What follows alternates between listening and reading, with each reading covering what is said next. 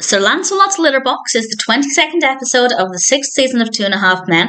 This is directed by Jon Cryer, and as always there will be spoilers from now as I go through the episode and share some thoughts. I don't have too many notes, but it's not a reflection on my enjoyment. I thought it was a pretty decent episode. It starts off with Chelsea and Charlie arguing about where they live, and I will say I am getting a little bit tired of the fact that a lot of the narratives recently have been focused on Chelsea. And I think that's largely because I don't love the character. I don't dislike her. I don't mind her, but I don't love her. So having a lot of stories focusing on her isn't great for me. But if you like the character, I guess that's pretty good. And Charlie is talking with Alan out on the deck, and Charlie realizes he needs to compromise.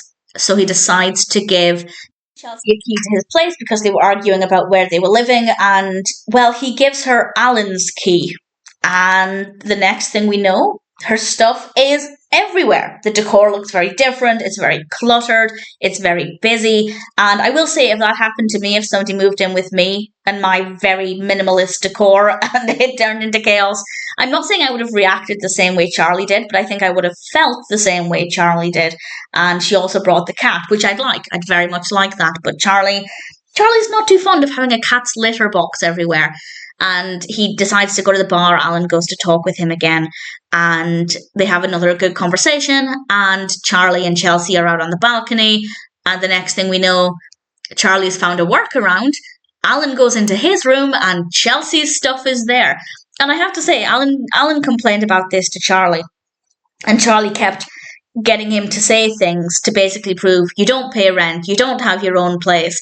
And that's not fair, because obviously Alan doesn't have his own place, and I'm sure he doesn't feel good about this, but he probably does feel good about not paying rent. So I guess it goes both ways, and Alan realizes this isn't my place, I don't get a say. He goes back to his room, he goes to his bathroom, and we hear a meow. It's obviously the cat, and he falls into the bath. Beautifully executed, very, very funny. Cut to the following morning, Alan's face is a mess. He's clearly got some kind of allergy to the cat, and apparently the cat slept on his face.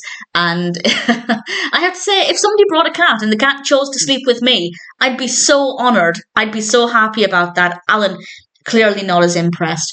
And then we have the final scene. Very quick episode. We definitely had a problem. It was resolved. It became a problem for Alan, and that wasn't resolved.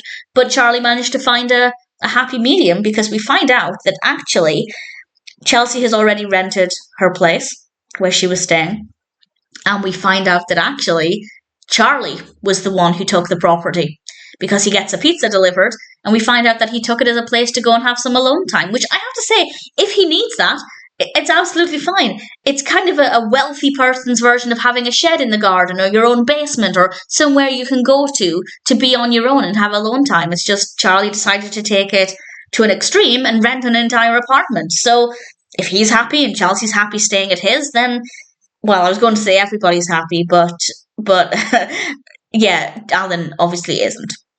But in general, it's a decent enough episode. I quite liked it. As I said, not a huge fan of Chelsea, so having a lot of episodes focusing on her and her relationship with Charlie, for me personally, isn't the most exciting, but it all works well enough. I don't really have any complaints, and I did like this. Personal highlights would be, I think, Alan falling in the bathtub. It was just very funny, very well executed, really thoroughly enjoyed it. And the appearance of his face in the morning was very effective. It looked very good. Well, it looked horrifyingly painful, but for the viewer, it looked very good. And in general, not a bad episode. Definitely not a personal favourite. But we get to see Charlie making some progress. We have some character development here for him. And in general, I can't complain. Sir Lancelot's Litter Box may not be an all-time favourite, but it's still a pretty decent episode of Two and a Half Men.